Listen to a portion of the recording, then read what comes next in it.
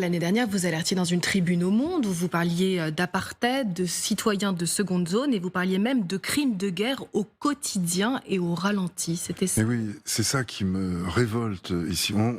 On utilise le droit aujourd'hui pour rappeler Israël à quelques devoirs relatifs au respect du droit international humanitaire, épargner les civils, frapper des cibles militaires, etc.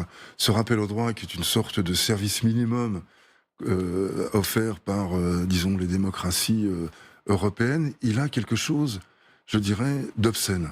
Non pas qu'il faille tuer les civils, naturellement, je suis Mm. bien évidemment pour que les civils soient épargnés, mais ce rappel au droit souligne un non-rappel au droit antérieur, celui qui est relatif à l'occupation militaire et à la colonisation de peuplements sans cesse renouvelés.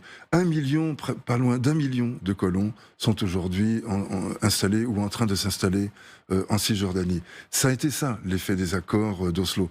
L'occupation militaire est un droit dans des Mm. nations qui sont en guerre, mais l'implantation de populations civiles, qui signifie des déplacements forcés, des vols de terre, des accaparements illicites, ça, ce sont des crimes de guerre. Or, il semblerait qu'ils se soient évaporés, que personne n'y parle. Si on rappelle Israël au droit quand il s'agit de mener un conflit, il faut aussi rappeler qu'il y a une colonisation, une occupation militaire et une colonisation civile qui sont à l'origine de cette situation d'apartheid, de cette situation d'humiliation quotidienne, et je dirais même de pourrissement littéral de la vie quotidienne des Palestiniens.